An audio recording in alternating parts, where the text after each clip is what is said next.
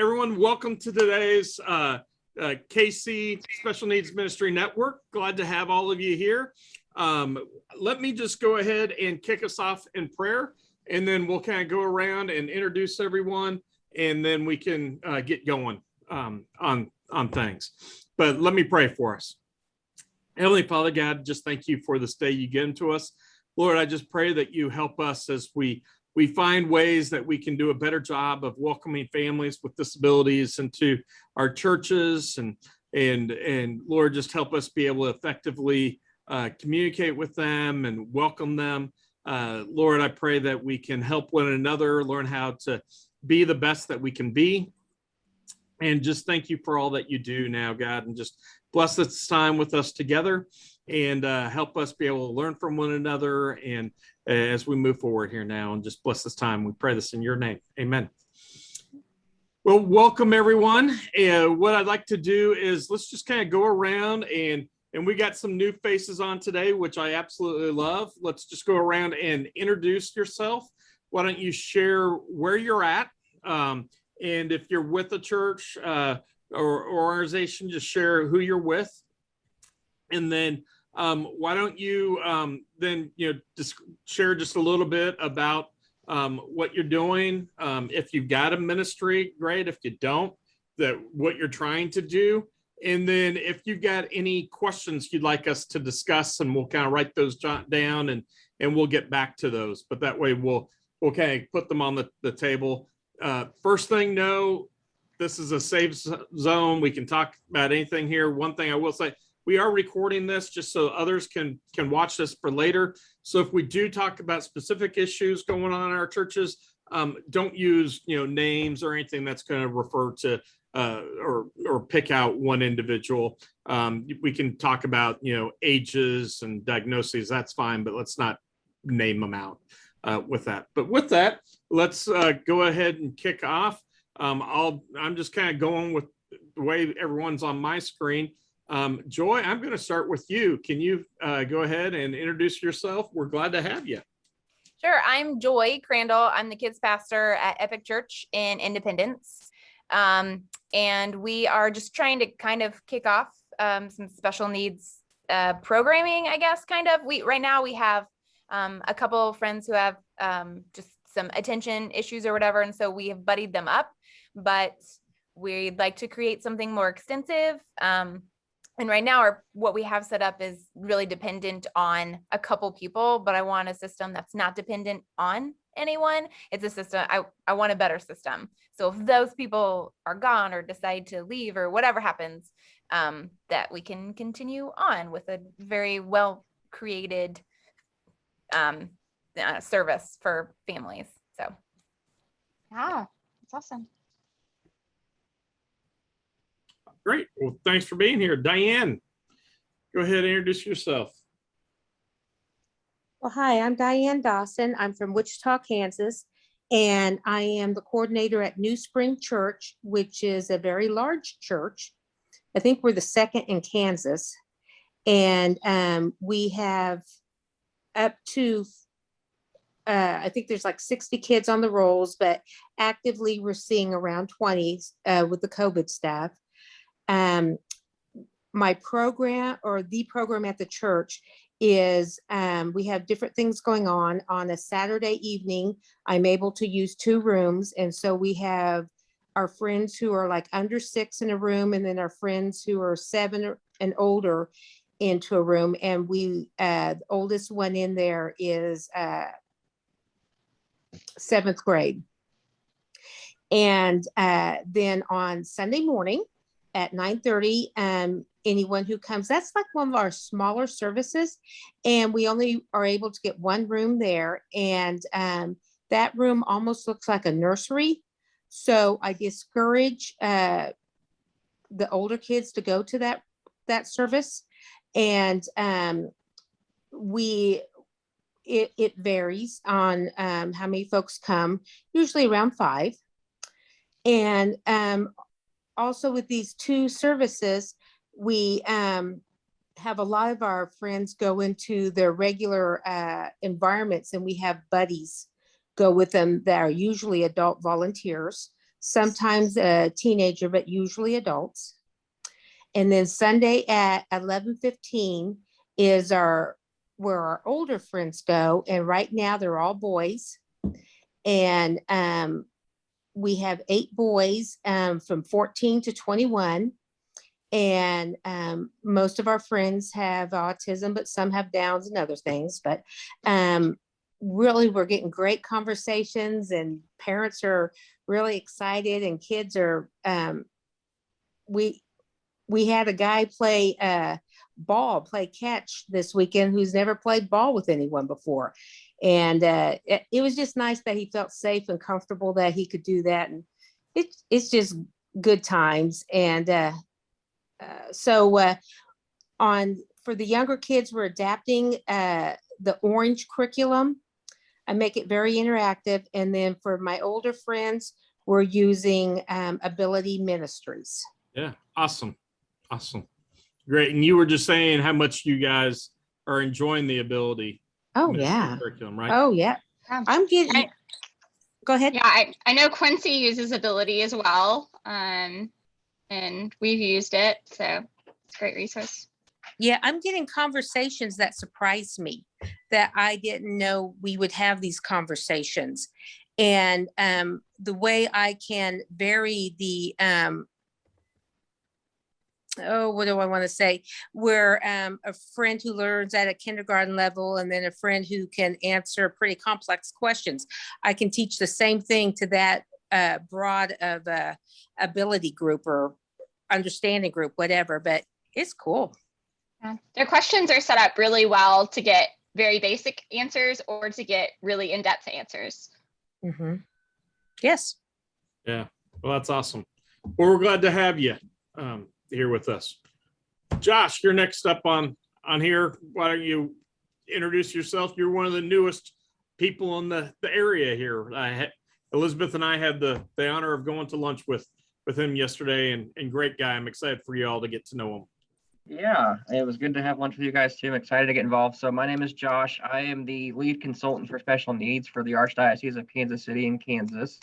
I'm taking over for Tom Rakunis, who started this ministry back in 2015-16, I believe. So I'm kind of starting to expand that a little bit. He's done a really good job of starting it in the KC metro area, kind of in those areas. So I'm looking forward to expanding it. I have the kind of a broad area of like most of Northeast Kansas. I'm excited to expand our ministries to, I was telling, Doc and Elizabeth yesterday, I would like to reach our more rural areas that we cover. So reaching those kids that maybe aren't always thought of or easy to get to. So excited to be here. Yeah, very cool. Well, glad to have you. Quincy, welcome. Hey, thanks. Could you remind me what we share at the beginning? Yeah, no, you're good. Just share who you are, where you're at, share a little bit about your program. And then if you want, if there's any question on your mind, if you want to throw out there that we can address here later, that'd be great too. But right now it's pretty much just sharing about you and your church and your program. Perfect. Okay, so I'm Quincy Nicholas. I'm the special needs coordinator at Abundant Life Church in Lee Summit on the Missouri side. And we have Sunday morning programming, like a couple of kids classes, also a couple of teens and adults classes that has just multiplied.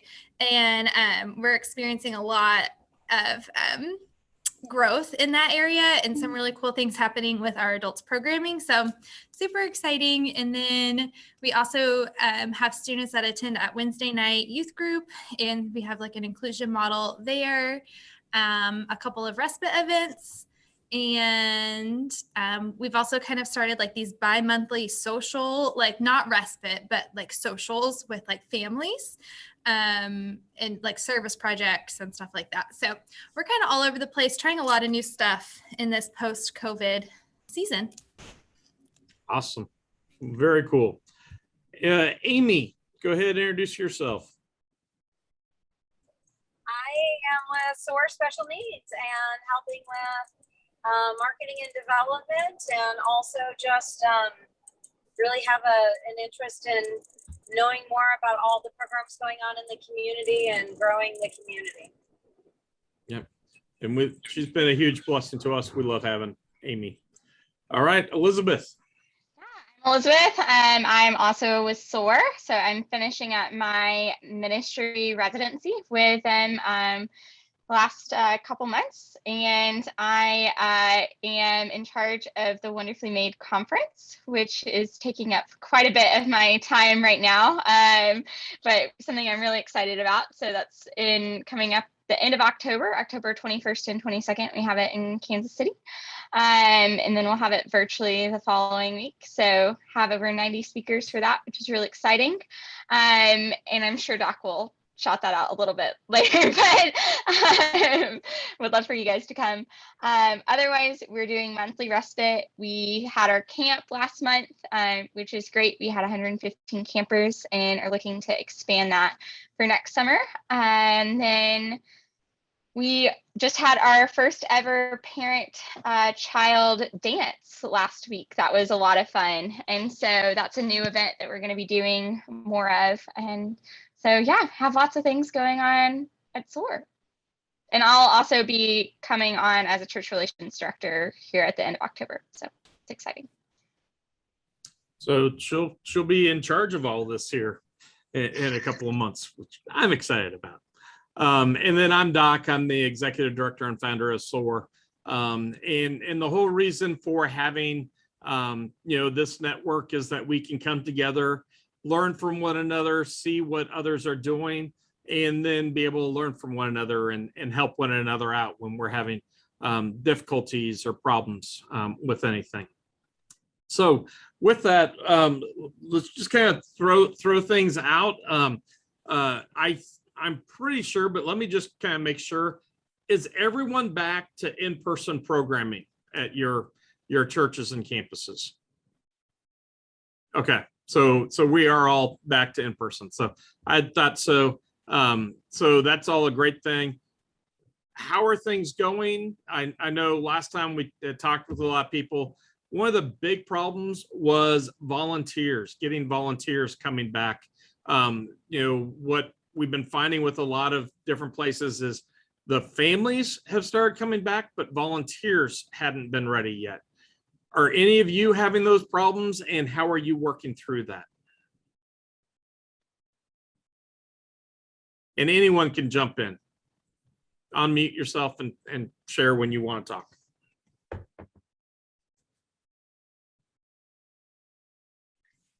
I know for us at SOAR, it has been finding a lot of new volunteers. And so looking, just not necessarily going back to old people, trying to call them and trying to get them involved. But a lot of them have moved on to other volunteer opportunities. So we've been able to get some of them back involved. Others, it's not their time, and that's okay. But we have found ways to reach out to new volunteers, which is exciting, and trying to get new people plugged in. I'm trying to figure out how to even set up a system to kind of recruit people for some sort of buddy system or something like that, which is kind of something that can be a little bit scary, I have found, as I talk to people, because they're not sure exactly what they're getting into, or they're not sure exactly what's going to be expected of them. So I am trying to figure out how to even set up a way to like pitch it to everybody, like a really good pitch system, or like really great vernacular so people know what they're getting into, but also it doesn't make any of the families in that situation to feel like pointed at or anything. I don't know. I'm trying to figure out how to set up a system. Joy, how are you serving the families that you have now? Right now I have a couple people that are buddies. We just do a one-to-one buddy system, but I don't have enough for the amount of people. Like we are seeing more people come to our church, and obviously I want to be able to meet their needs, and really that works best with a buddy system. But I only have a few people that I have built a really strong relationship with that I know can handle the situations that might occur. Right. We just have a couple people that are solid buddies. Yeah. And one of them is me on a Sunday morning. So I also teach one of the classes, and then I also am a buddy. And so it can get I need more people so Absolutely. that I can You Yeah. got to function replicate forward. yourself. We got to get Yeah. others. Right. Yeah. So there's several things for you to do, and I can also shut up and let Elizabeth share all this. I may just go ahead and do that. You talk. Yeah. So I definitely think, I mean, it's awesome that you're setting up a buddy system. We're very excited about that. You are able, especially as the kids pastor, able to identify, other people that would probably be good buddies and see who has a heart for these individuals that just have a little bit of extra need, and can say like, hey, would you want to be a buddy? And so honestly, we talk through shoulder tapping. And so going up to someone and saying, hey, I see that you have this gift. You are just so patient and so kind and so willing to, accommodate. And would you be willing to be a buddy? I would love for you to pray about that. And asking them to pray and giving that over to God and following up with them in a couple weeks.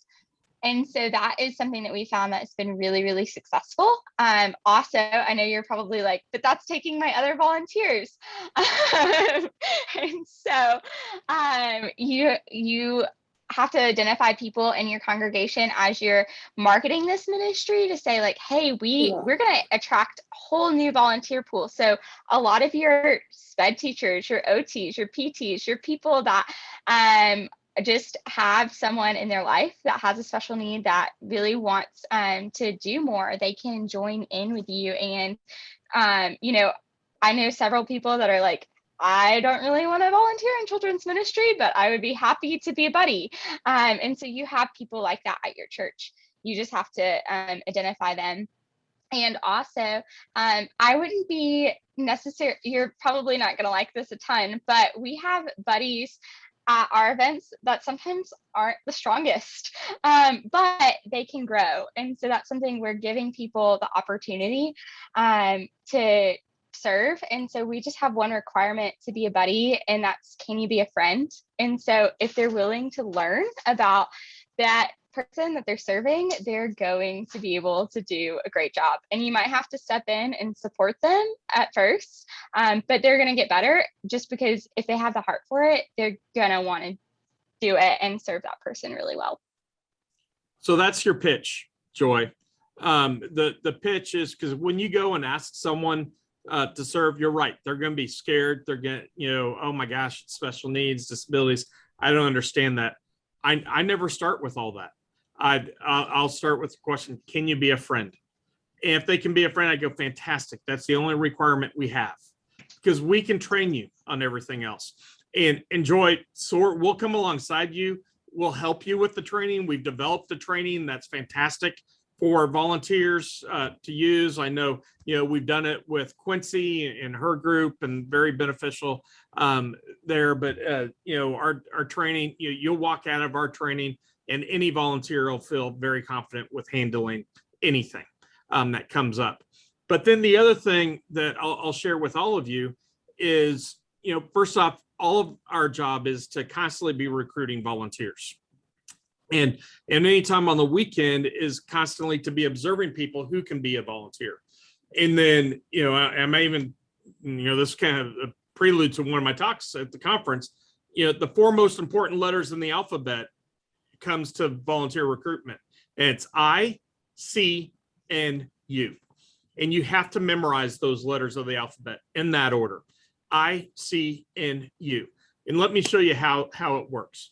And let's say I'm at your church, Joy. I attend Epic Church, okay? And let's reverse roles. I'm now the children's pastor and you're one of the volunteers.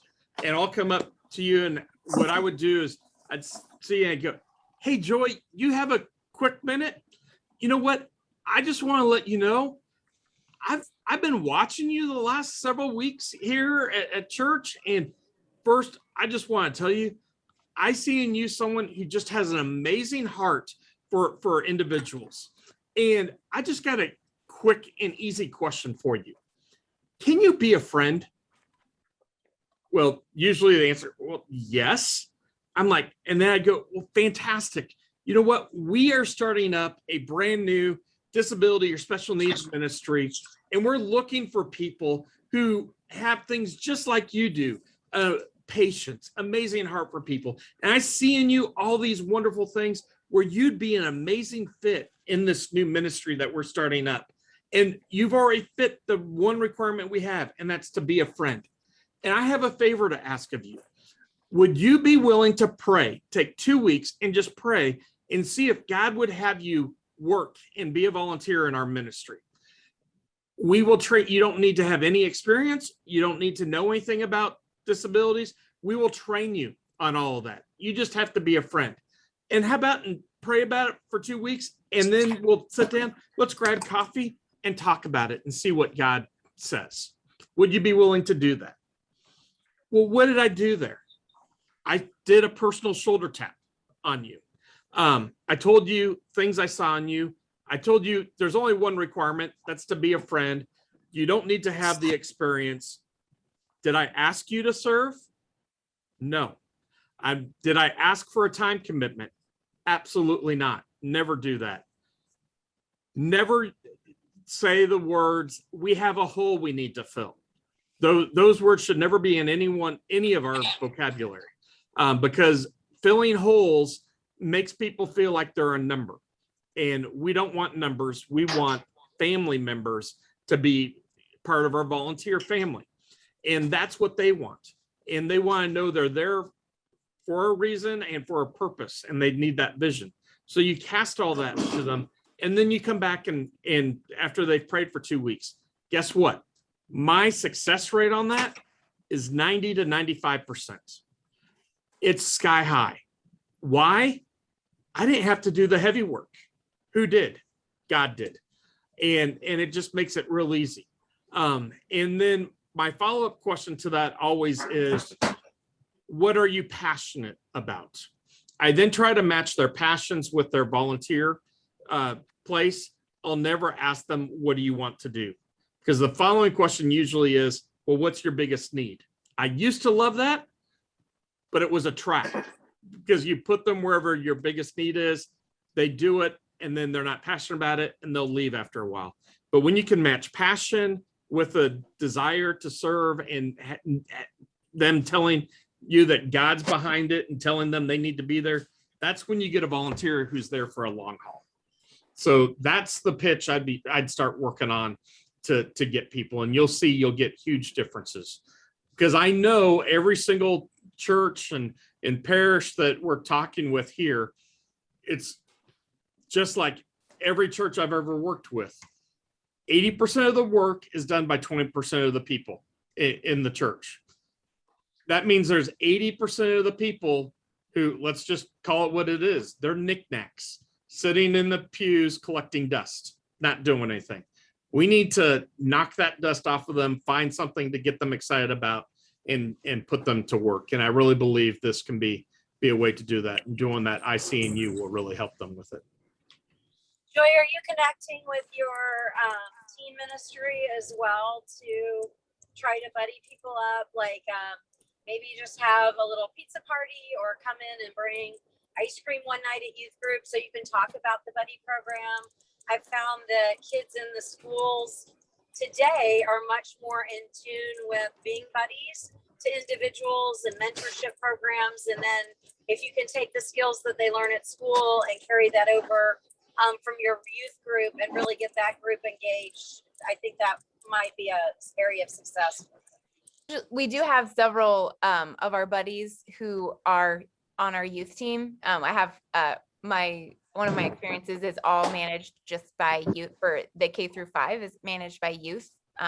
So it's really awesome. I'm glad you're talking about training, because that's where I feel like I am kind of dropping the ball. They have a heart to serve, and they're there, and they're consistent, and they're so great and lovely. But also I'm like, every week we learn something new about our buddies. So every week so it'd be great to be able to offer them like tools to be able to manage situations that might arise. So I love that you guys are talking about training that we could give to the teens, because they're these are kids that are helping kids. Right. I want them to feel confident and equipped and confident in their own selves in dealing with these situations. So Yeah, I would encourage you to not look at them as different volunteers. One thing, because like we have had some of our strongest volunteers are teens, and they're incredible, and they handle some of our hardest participants, some participants that we don't have adults that we would give to, and so I would definitely encourage you to give the same training to them as you would anyone else. So our encouragement is that you give everyone like the general children's training, whatever that may be, and then follow it up with training that's specialized for those that are going to be buddies and work with those with special needs. So our training, we walk through 10 case-based scenarios. And so those scenarios cover everything from seizures to what to do whenever someone runs out of the classroom, to whenever they are really overstimulated. How do you handle those different situations? And so that's really great for anyone to know that is just starting out, or a great refresher for someone that has worked with individuals with special needs before in another capacity.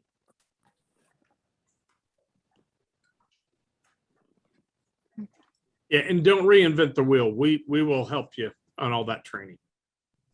I think you were about to say something, Quincy.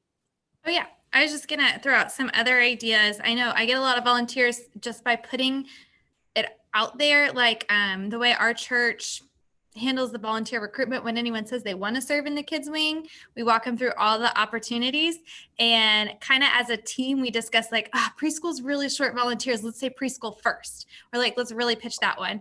Or if I'm really short volunteers for a respite, they'll always talk about respite first and really talk it up. So just talk with your team when you get anybody interested in serving.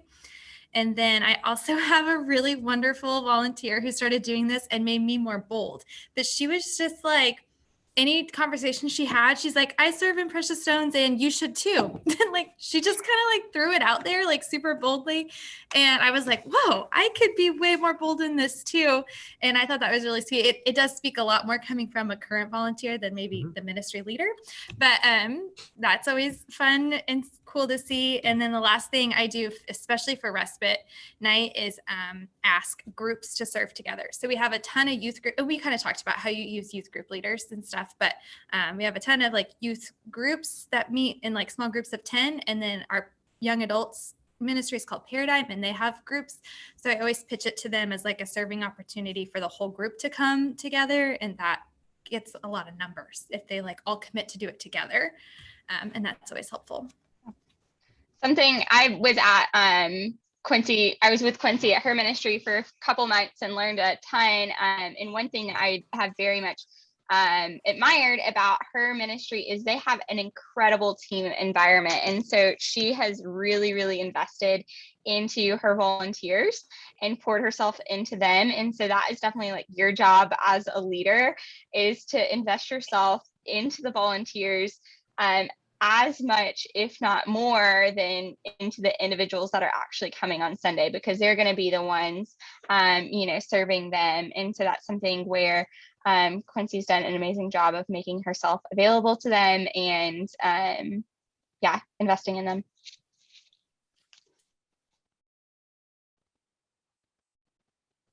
And that also keeps people around.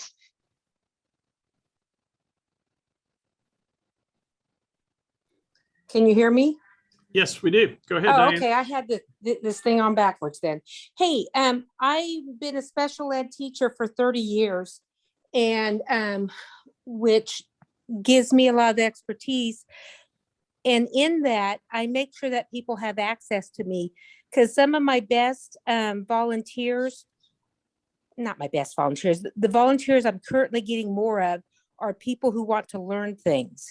And so I don't know if anyone has particular skills or information that can help other people grow, because I have so many young college students. Well, some of them aren't young, some of them are going back to school to do things, but I also try to feed that And then I make sure everyone has my contact information. And when you talked about investing, I'm always trying to say, how you doing? Did you guys have a fun experience? Is there anything I can help you with? Do you need a fidget bag?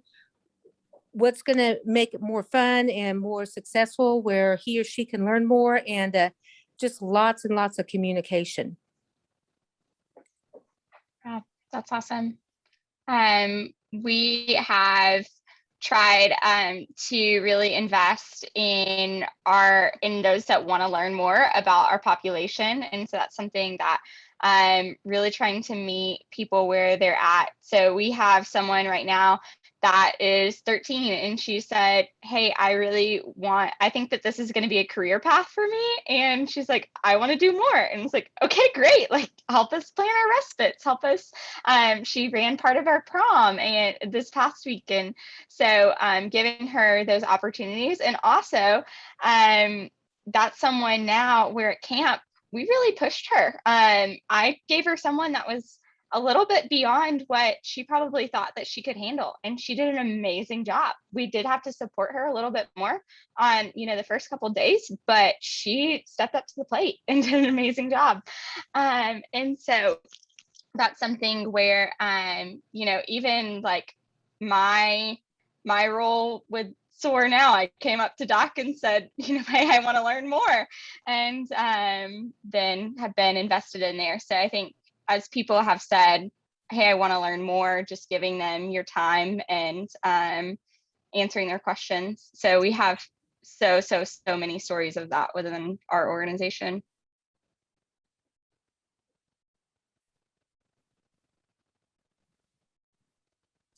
All right, what else is going on with everyone, or what do you need help with? I can throw something out there. I don't know. I was actually had a one-on-one with my family pastor this morning, and he asked me this question, and it's not that I had trouble answering it. It's a lot to process and think through. So I've been noticing my adult class is great. My kid class has been really pretty low lately. I don't know if that's summer, back to school, coronavirus, like there's a million things out there. And then our respite events have been less attended recently. And so he asked me, he said, what are the barriers to reaching more families? Because I think if I'm going to do a respite event, I want it to reach. That's like my main outreach, and getting people in the doors of the church that maybe would never have come before. And he was like, yeah, so if you think about that, this is what you're offering. You're offering a safe place where their kid is loved and cared for individually at their level, doing fun activities, and the parents get a time away. You think, well, that's a home run. Like everybody should want to be coming to do that, but it's not the case right now. And so he asked me, what are the barriers to reaching people right now? And there is COVID. I think that's super valid. But like, I was trying to think through other barriers, and that's kind of what I'm wrestling with this afternoon, is like, is it not getting the word out there? Is it not personal? Are people afraid of the church? I don't know. It's very, that's a big question. So. What do others think? Part of my background is working with a community group that was not a church, that served individuals with special needs. And from the perspective of the parents that I worked with and going into a church, their question, and a lot of the people that we worked with who had really high level medical needs as well. So their questions were, just because someone's offering respite doesn't mean that it'll meet the needs of my child. So how can you assure them that you have the expertise to meet the needs that are coming in? What are some of the things that you're asking as people might show interest, or what are the ways that you're marketing the program to show that the types of individuals that you can support, and what proof do you have that you can support those individuals so those families feel really super comfortable in accessing your program? That's really good. Thank you, Amy, for sharing that. Like, would you suggest, like, in terms of like proof, are you talking about like in marketing, like pictures of events to kind of show what it looks like, or? I think that would be helpful. Also, if you have specific people with specific talents engaged, like I know with SOAR, we'll mention that we have nursing on site, or different specialties that we engage with, so that people know we have the professional supports needed to provide what their kiddos are going to need. Anything you can do to sort of be kind of out there with that, like we want to serve people with all needs, and here are some of the services or some of the supports we have to be able to do that. Also, just as people show interest, they may show interest in Sunday school first or something like that before they go as far as an R&R, and really engaging with them at that point in time, asking more questions about their family and what their family's needs are. And, then sort of giving feedback on, oh, well, we haven't supported someone like that before, but we are wanting to add more supports in. Can you help us find out what we need, or tell us more about what your experience has been in getting supports provided for your family from community providers? And they might say, well, we also do the program here, and so has been really great in supporting my kiddo. For instance, I'll give you a good example of that from our program. We had an individual in our employment program, and we always brought all kinds of supports into the fold when we were planning their personal development plan. And so one of the people that we went to was the person providing them supports at church, and said, what is effective in providing this person supports at your church that would help us provide supports through our employment program as well. So bringing, other people into the fold to ask questions and to be able to provide support to all kinds of people, or just even letting families know, hey, when we have a new kiddo in the program, we ask a lot of questions. We try to learn as much about them as possible so that we can make sure that we are matching the right supports to each individual that we serve. And I'm going to piggyback on everything Amy said. One thing, this is one of the things I learned early when I was starting ministry. And there's that whole fear that's out there, especially as you're starting ministry. And it's that old adage, if you build it, they will come. Well, that's not necessarily it. Always kind of afraid, if you hang that shingle out saying, disability ministry or special needs ministry, everyone's going to start coming because you're advertising, you offer that. Well, here's the thing. And I should have known this being a parent.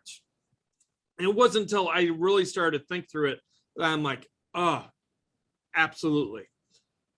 So let me give you life into that of a parent. A family with a child with disabilities is not about to come to your church just because you say, we have a disability ministry or a special needs ministry, or saying, hey, we can take care of them. They're not going to take your word for it. They just won't, because they don't know if you really know what you're doing. Whose word are they going to take? They're going to take other families' words, other families with kids with special needs. And it grows slowly at first by word of mouth from the families. And so ways that you can do that is sharing those stories. Get stories from your families of what it means to be able to have a ministry like yours, and what it means to be able to come to church that you can have out there. Encourage your families then, if you're ready, to share with others. At the same time, the other thing that does start to help that growth is like what you're doing, Quincy, when you offer respite nights, when you're able to give families a break, and then they can see, oh, you know what, they actually can handle my child for 2 hours or 3 hours on a Friday or Saturday.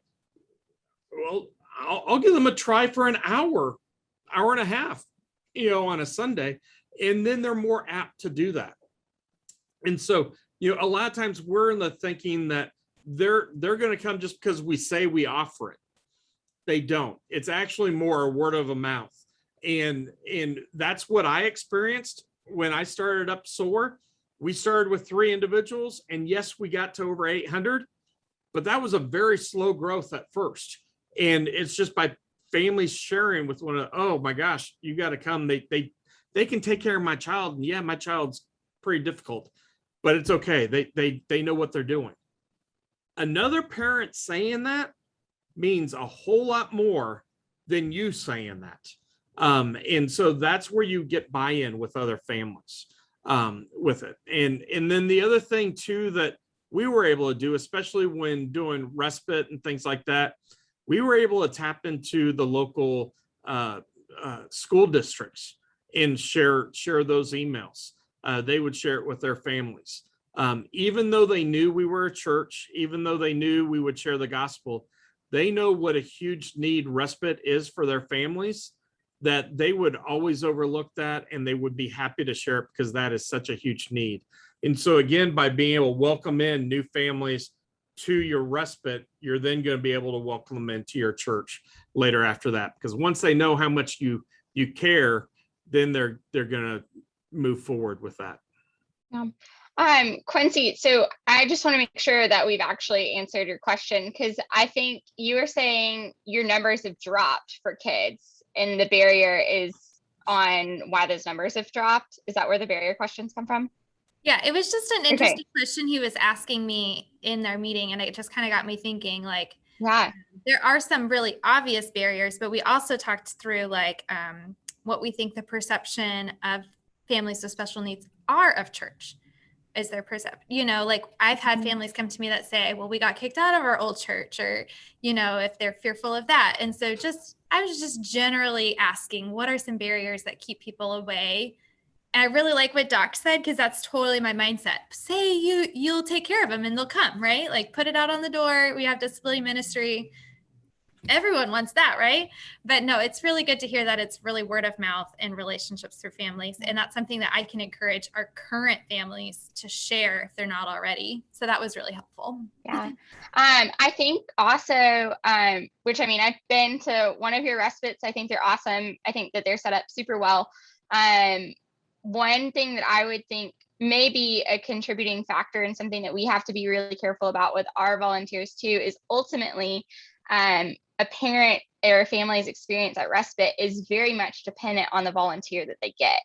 And so making sure that your volunteers are sharing as much positive as possible, because that's something where we even at camp had a volunteer say something negative that was very minor, and that's all that the parent heard, and so heard that their child was a hindrance to us, and that was not the case at all. So just making sure that your volunteers are sharing overwhelmingly positive information, even whenever there might be a hard moment, because I know you have some pretty challenging people that attend some of your events, and so making sure that even those overwhelmingly positive information is shared.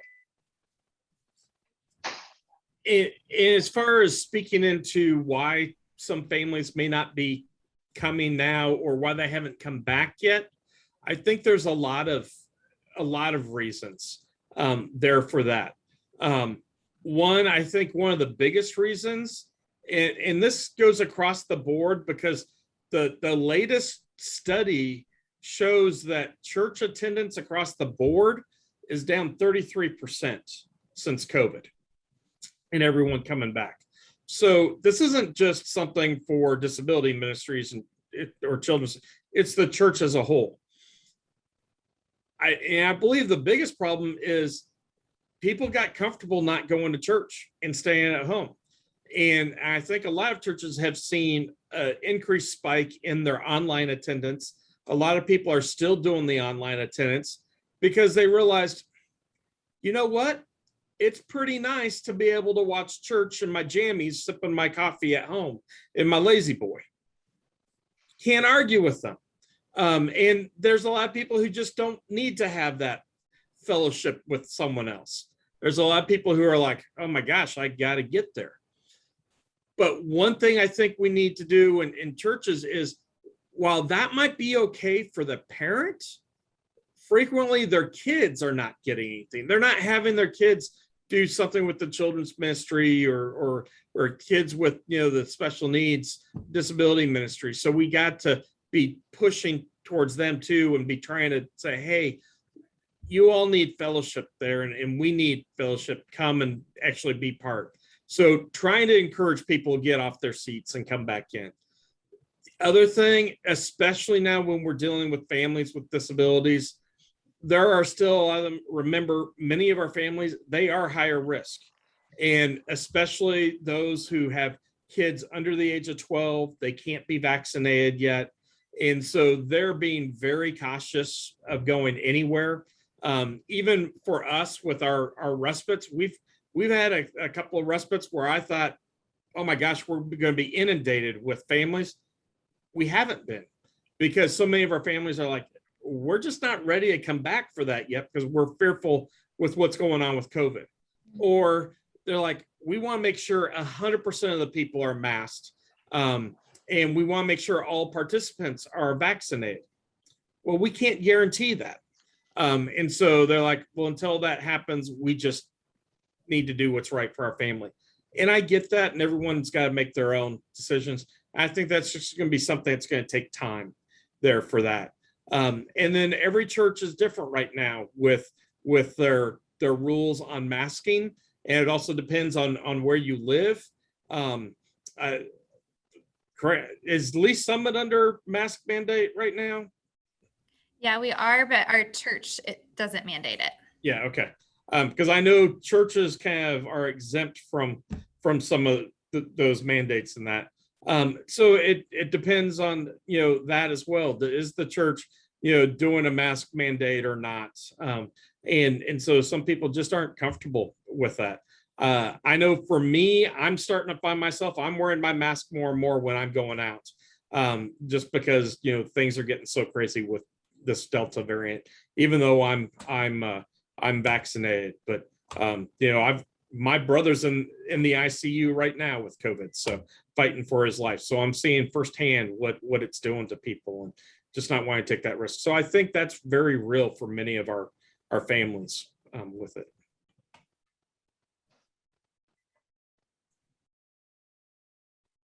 Does that help? It really does. That makes a lot of sense, all of those points. And I knew the pandemic and coronavirus is a big barrier. But this was super helpful to identify some other things too that I could start working on and thinking through. So it was very helpful. Thank you, guys. Yeah, but I'd really encourage you, Quincy, to maybe pick a family or two that would do a really good job of getting in front of the camera and just sharing their story. And then you don't need to get the kids on there, but maybe you could take a video of the child, Sunday in Precious Stones doing something to let them see what they're doing. And then they can see the buddies as well. And you can use that two ways, one for recruitment of volunteers and one for recruitment of families. Just letting them know that's all there. And then the other thing I'll throw out to everybody, we're trying to collect more churches to be a part of it. We are creating a virtual ministry directory. And so it's completely free. You can create a video for 10 to 15 minutes of your ministry and what it looks like. So, and we would host it on our website. It'll be searchable by city and state, and families can go and search that and see what your church has to offer, what it looks like. It's also good to recruit volunteers through, because believe it or not, a lot of people search out a church if they can volunteer for a disability ministry. So, you can do that, film it, if you make sure it's a nice horizontal video, and then we'll put it up on that. We're waiting to get 25 churches total before we can launch the directory. We're almost there. We're hoping after the conference we'll be able to get that number. But go ahead, start working on that. Maybe you can talk to your video teams at your church if you have one, and maybe put that in the queue to have them help start working on that. But you can use that both ways then to help recruit.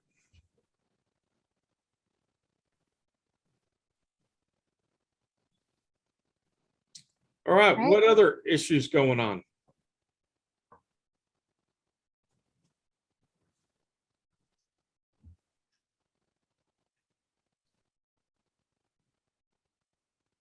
I think I would love to hear about both Diane's outreaches and then Quincy's socials that are happening, because I think that those are really cool, different ways to reach out to families.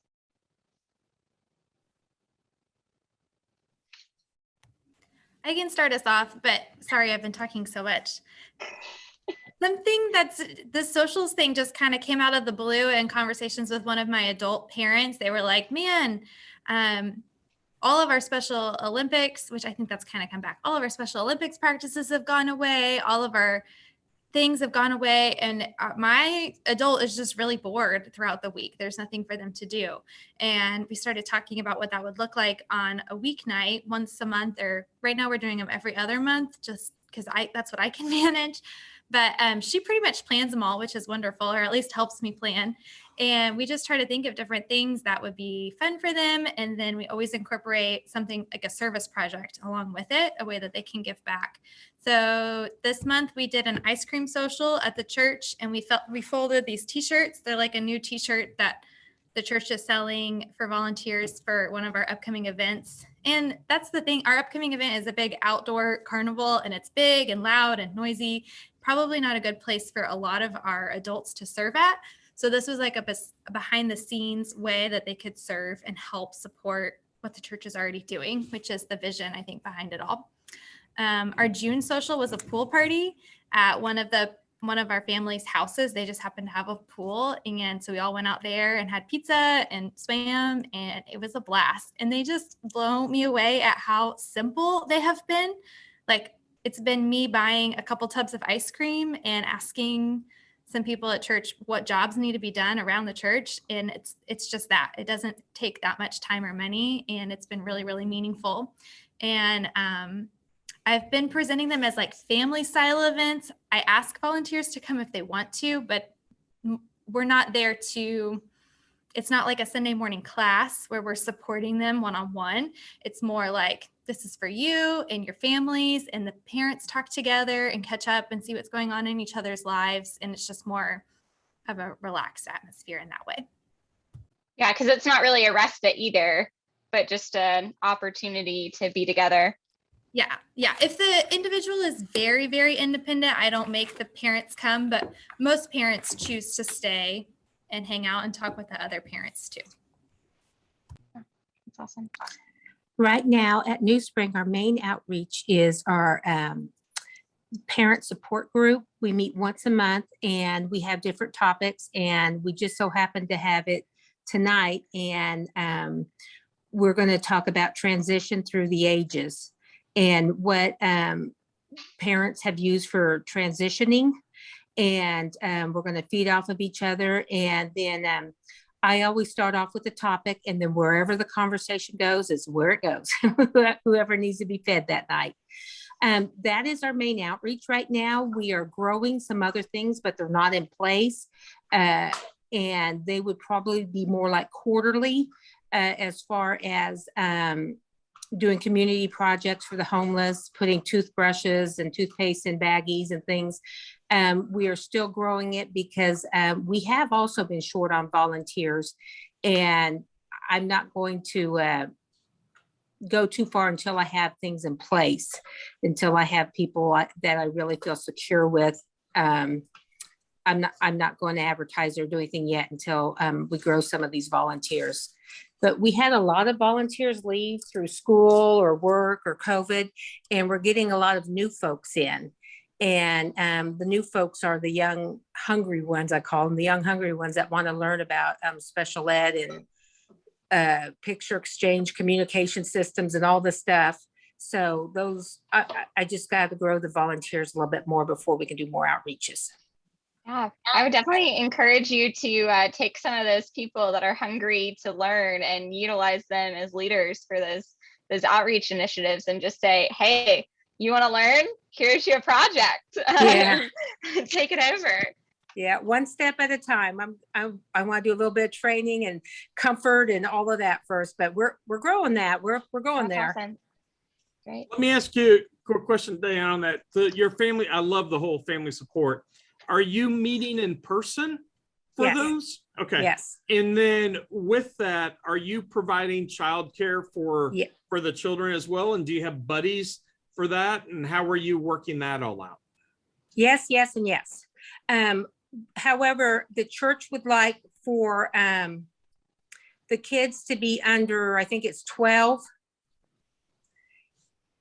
And so far we've had some folks over 12. I respect the church and try to do what's right, but sometimes we just kind of, but anyway, if a parent needs to be there, a parent needs to be there.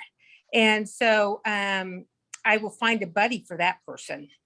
And they will just be safe with the other kids, but there will be a buddy there. And most of the time, my friends don't need a buddy, but every so often they do. And so I have buddies for my friends that need buddies, but a lot of times they don't. So we're real flexible. Whatever works goes. Awesome. Yeah, and I think we could do more if I put more time into the ministry. I'm retired recently, and I like being retired, but this is a passion of my heart, and so it's coming along. I'm getting some of my wiggles out from, working all those years, and but I could do more, but we're getting there. Oh, that's awesome. That sounds awesome. You're doing a great job.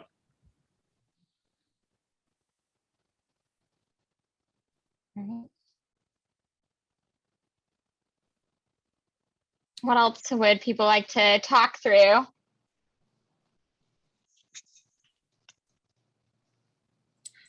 Well, I'm going to ask about Ability Ministries. I've done Neighbors and I've done the Gospel of Colors. Did anyone else have a favorite or one that they've really liked for the 14 to 21 age group, mainly with folks with autism? Male? I've done just about all of them now, and there hasn't been a single one I don't like. Okay. I can't say anything bad about any of them. Ryan Wolf and his team are phenomenal, and they do a great job. You said you've done the friendship one? What was called Neighbors? Or Neighbor, yeah, the one, that was really good. But yeah, they're all super good. I don't think you can go wrong. I went ahead and I purchased that big package that would do the entire year, and then you can use them whenever and that. And it was pretty much just about all of their curriculum. And I think it may, I'm not sure on the pricing anymore, but I want to say it was roughly $350 for a whole year's worth of curriculum. And it's really good, but you're not going to go wrong with any of it. Okay. You really won't.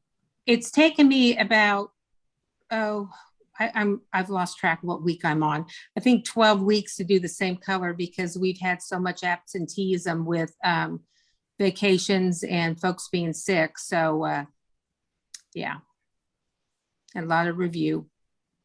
Nothing wrong there. And that's what's nice with that. You can do everything on your own schedule with it. Yeah.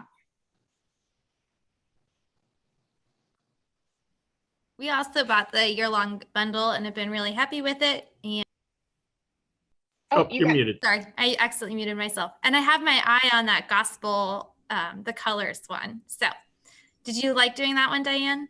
Oh, we had the best time. And I don't know if you were on when I told you about John 3:16. One of my friends memorized it.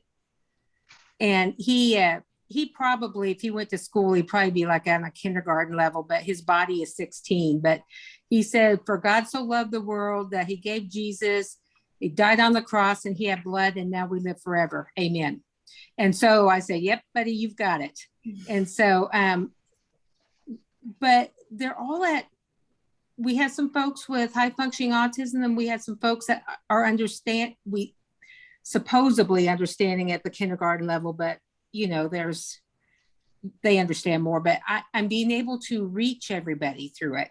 It's really good. And, you know, I love it. I love the colors. It's really good. We've enjoyed all of the studies we've done with them. I noticed in their newer versions, they have coloring sheets, which is something that we always were supplementing with, coloring sheets and word searches and stuff. So I'm happy that they're providing that. And then something else we supplement with is a month-long reading plan. And I just break down whatever the week's lesson is and break it down. Sometimes it's like 3 verses, and we just practice it all week so that going into the lesson on Sunday, if they want to, they've either already read the scripture, they're more comfortable with it, maybe they want to read it to the class, or they at least know what we're going to talk about that day. And that's been something fun that we've added to. Have you done a lot with the sign language portion of it? Just the videos that they have. I haven't done any extension on that, but that would be a really fun extension as well. And I think that's really helping my friends memorize it, because they're connecting the kinesthetic movement with the words. I think that has really helped. Yeah, the students ministry that I've been a part of normally breaks down their verse into sign, and they really enjoy that. Some more than others, but we have someone that's like all about the sign. And so that's great. Yeah, but if they can interact, just giving that other kinesthetic component to help it get into the brain. Yeah, because the one individual that I'm thinking of that loves to learn the sign language, she has verses memorized from a year and a half ago and can recite them just like that. Mm-hmm.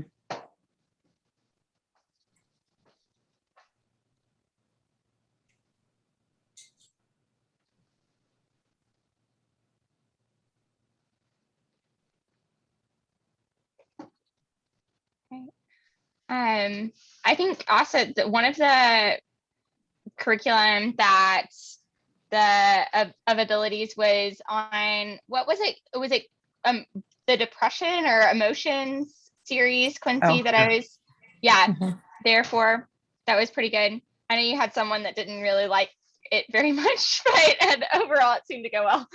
Yeah, the emotions unit only has one happy emotion, it only has joy. And so we ended up like breaking them out with other different units so that we weren't like talking about depression, anxiety, fear, like all at one time. The depression one does cover suicide, which was one that I chose to skip over, or at least skip over some parts of it, just because I felt like it wasn't appropriate for my group at that time. And then the relationships one talks about sex, and that's another one that I skipped over because I had a bunch of incoming 6th graders and I just wasn't ready to address that one with my group at this time. It was tactfully done, but there was just parts that I chose to omit.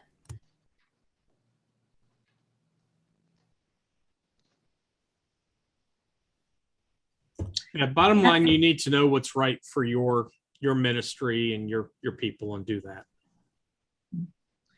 I will be getting another person coming back into the ministry. We asked this person not to come for a while. This person has severe mental health issues and is institutionalized, 30% of the month. And I am scared. No, I'm scared. I want to make sure I meet this person's needs in a safe way that keeps everybody safe. But everyone deserves access to God. Everyone deserves access to Jesus. You just never know. But I could feel anxiety if I would let myself feel anxiety, which I'm fighting really. But it's not a natural place for me for severe mental health issues where folks have to be institutionalized and are in lockdown schools with guns and stuff. And it just intimidates me. Yeah, that's something that can be really intimidating. And I'm also a very strong proponent that everyone deserves access to church and to the gospel, no matter what their behavior might be. And so something that has helped me feel much more equipped is CPI training. And so that's something that Doc is a certified instructor for. And honestly, before I did it, I was talking with my coworker at the time, and it's like, I don't really know about this. Like, I'm kind of hesitant about it, but have utilized that not on a weekend setting, but throughout some of our camps, and just kind of the approach to behavior is really, really helpful. And then also having some physical skills that allow you to disengage participants that might be acting aggressively, as someone with mental health concerns may be, and teaches you how to do so very safely, both for yourself and for the individual. And so that's something where originally I was very, very hesitant about, but through CPI have been much more empowered in feeling comfortable in those kind of more uncomfortable situations. Yeah, I've had CPI training for 20 plus years. Yeah. This person. Are there other people in your ministry that are also CPI trained? Yes, but not everyone. Yes, there are other people. Another thing I want to do, and I'm about to throw him under the bus, but I think he's okay with this. Josh is here on this call with us. This is one of his passions. Mental health in the church. And so I don't want to speak for him, but I know he would love to share some of his expertise. That's one of the things I learned a lot yesterday, spending time with him. And I know personally, I'm going to be trying to tap into him. And I think, maybe even we spend time, and Josh, maybe we talk about this in the future, one of these upcoming future roundtables, we maybe focus on mental health, and maybe have you help talk with us on how we can work more with our individuals with mental health, and how to welcome them.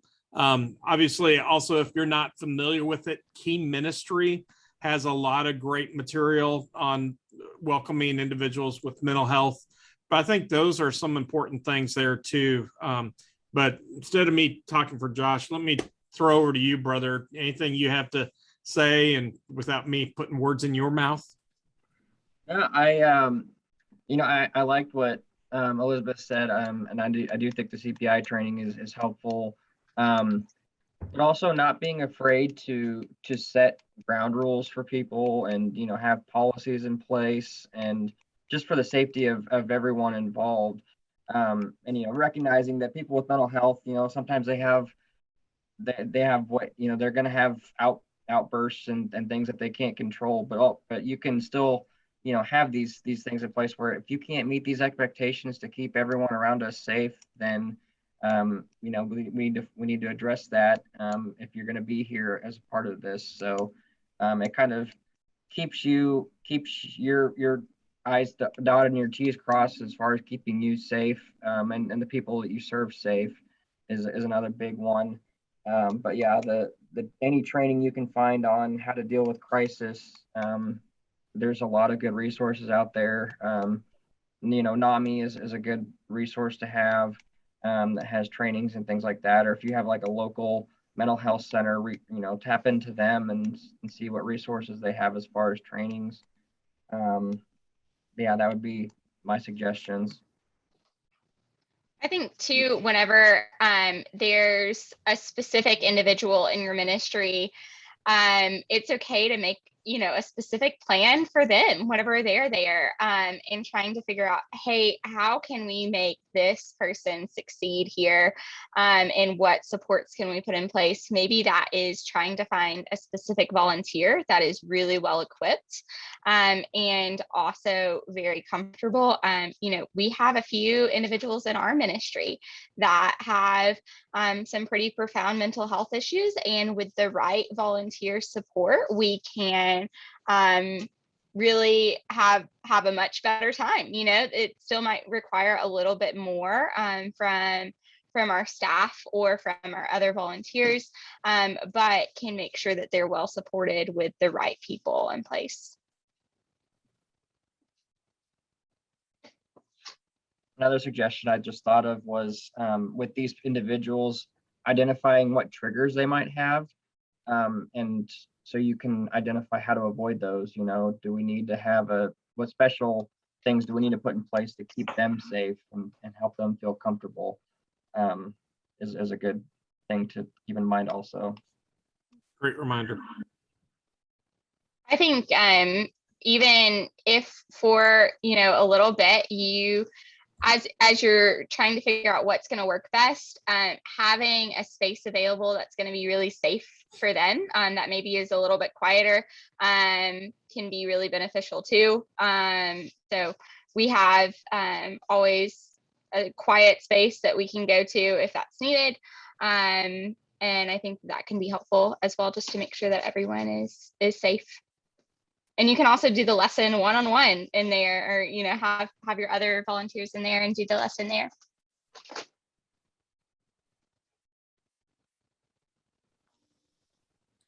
We've done some of this. I don't have access to another room because this person came for a while, and then we had to ask this person to leave for a little bit.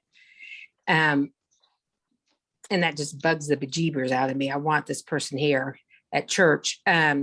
And we didn't have a volunteer. We still currently do not have a volunteer who could meet this person's needs. And we are developing a plan before this person comes back. And she'll be coming back in the next couple of weeks. And I'm taking my time. We're not doing anything very fast, and educating. And the triggers, she wants to eat all the time and then go to the restroom and have her private time. And we're getting the boundaries, we're getting things set. Because I came in to the ministry, and this person had been there for 6 or 7 years, and a lot of things were, and she could do a lot of things, but then she got bigger and older and more strong. I know it just wasn't safe anymore. And so we've had a break, and we're going to have everything in writing. She's going to be there. We're going to talk through it, and I'll have pictures there because reading is not her strength. And so we'll have pictures, and we'll talk all throughout it. And then also if she's having a mental health day, and some days are better than others, that we're going to ask for her not to come that day, and that be happy to video chat with her, or whatever we can do to make her feel loved and encouraged. So we're putting some things in place. It's just, I'm going real slow. And so, but these are some things that were not working, and some things that we need in place before she comes back.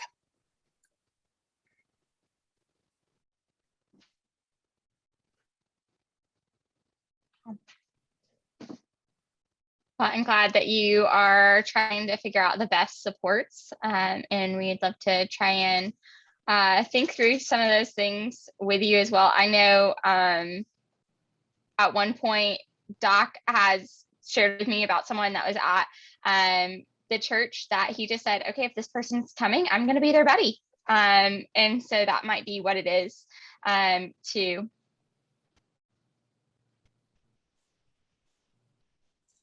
And I agree with you, Diane. We definitely don't want to tell people they can't come, but we also need to understand there are going to be times that we may have to do that. I've had to do that once, and it was where the individual ended up having schizophrenia, and well documented that they could, their attitude and behavior could flip on a dime. And literally that week before, at the age of 10, this individual broke their teacher's arm. And so for the safety of their other individuals, the safety of volunteers, we couldn't do that. And I had that conversation with parents and said, we want to minister to you, we want to do things, but we need to make sure everyone's safe. And what I said is, we need to make sure, first off, that your child is safe and he's okay. And we need to make sure that he's getting the help that he needs. And I wanted to have him, make sure he got the therapy, the medications, whatever it was, and then show 6 months of controlled behaviors. And once he had that, he'd be welcome back, and there wouldn't be an issue with that then. And parents were super open to that. They fully understood, because the parents also don't want anything on their shoulders that their child harms anyone. They also have major stress just with dealing with everyday life with their child. So, they fully knew where we were coming from. I was as transparent as possible and said, tried to do everything we could to work with them on that. But, but you do have to take into account the overall health and safety of your individuals and your volunteers, and know that there may be some times that you do have to make those hard calls. But I would never say it's a never can come back. It's give it time, medicine, treatment, so on and so forth, with it.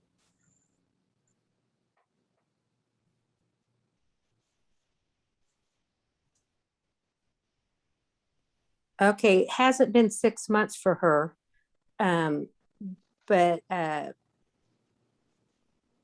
I'm going to put that into the plan. And it's we'll finding be out trying it. It's doing what's right for you and the family, with it.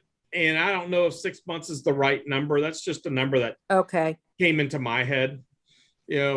Josh, what, I don't know if you have much experience here, but what sounds fair in that situation? I generally, like, 30 days is the minimum for me usually. I usually try about 6 weeks.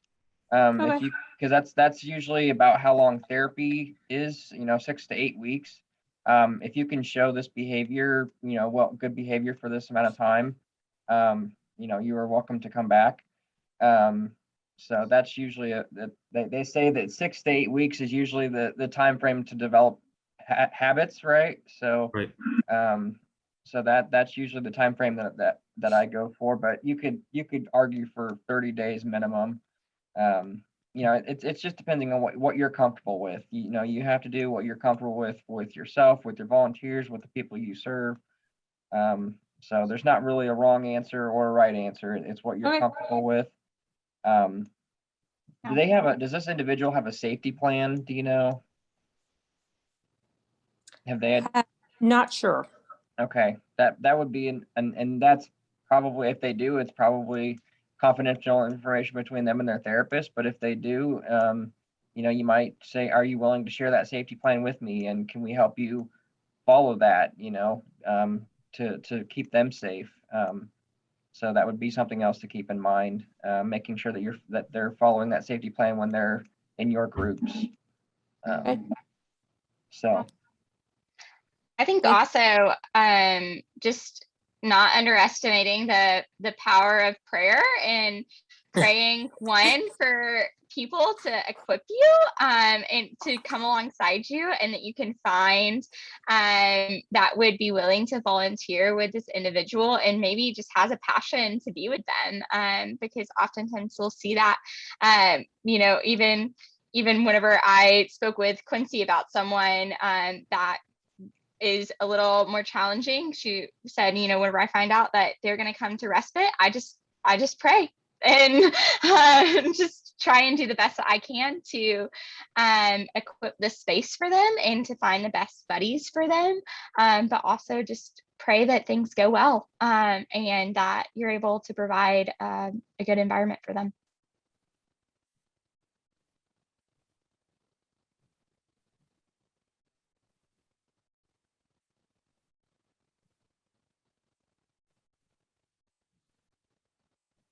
All right, great discussion, guys. What else? Or anything more with that? Mental health. That's definitely a big one. And my prediction, we're going to see a whole lot more mental health issues with our friends, thanks to the pandemic. And not just our friends with disabilities, I think just across the board with kids. And I can't remember the numbers, but I was talking with Dr. Steve Gersovich with Key Ministry just last week, and he was sharing some mind-blowing numbers on how the rates of mental health are already sky high, and he was sharing that from an office part, he's really jumped up and super busy. But Josh, you were saying you got to go. Thanks, but guys, make sure we've got Josh, and if you don't have his contact info, I'll get it for you. Just reach out. He put it in the chat. Okay, he put it in the chat. Great. So his contact info is in the chat there.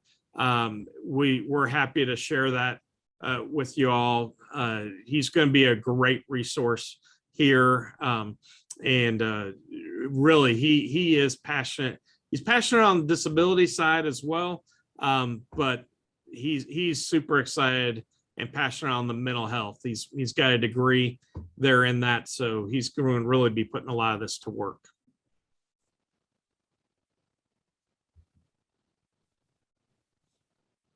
Okay. Anything else we can do for everyone? I would just like to make sure if I could get the information for people in the Bible who have disabilities. If I could get, of course. Yep. Most definitely. Yeah, Elizabeth will get that for you.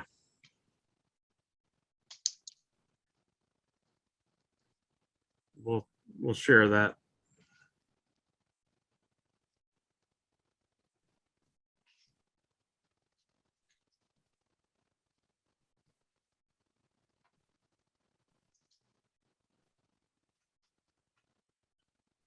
All right. Any final questions or thoughts?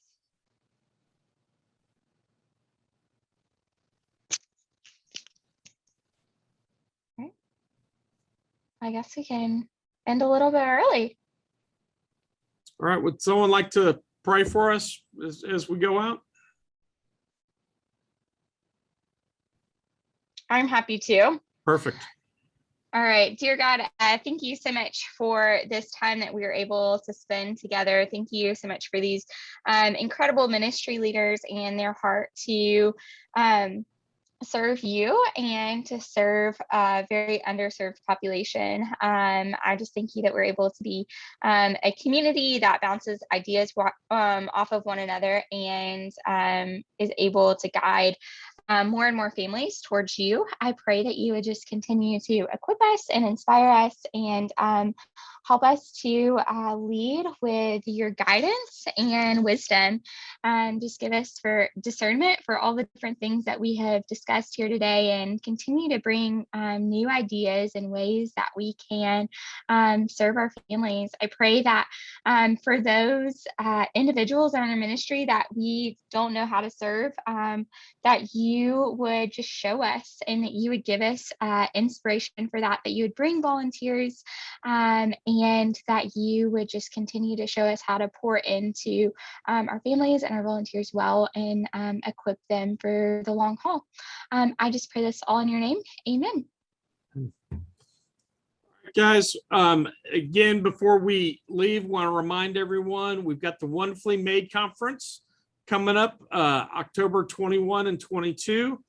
And then the following week will be virtual. But we've got an early bird special going on right now. Go ahead and share all that, Elizabeth. So it is, we have 25% off registration through September 1. So the next couple days, and there's a promo code for that. It's WM early 21. So I'm going to put that in the chat. It's all capital. Too. Yes. I don't think it makes a difference, but yeah, 25% off through September 1st with the WM early 21 promo code, and you can register at wonderfullymadekc.com. So share that with your families as well. We've got family tickets as well, so they can get an even better deal on that. But yeah, like she said, we've got 90 speakers from all over the world going to be a part of this. Over 160 different talks between the two conferences. So a lot of great material. and We have a got lot of stuff- self-advocates. We have lot of- over yeah. 10% of our speakers are actually have a disability, which is pretty cool to be able to hear their perspectives. We got great talks for brand new ministry leaders and talks for veteran ministry leaders, and then talks for families dealing with everything. So it'll be a great thing to have. And then our next network meeting will be a month. It'll be, let me make sure I say the right day. It'll be September 23rd, and that'll be from 6:30 to 8:30 in the evening. Odd months we're in the evening, so 6:30 to 8:30. We'll have that then. But appreciate you guys, and as always, we're here for you. If you need anything before next month, don't hesitate to reach out and get us. And Joy, we look forward to connecting with you and getting you all set up and going. You're going to do great there at Epic, so we're excited for you. But everyone else, have a great day. Thanks for being a part of this, and we'll talk to you all later. Have a good Bye-bye. day.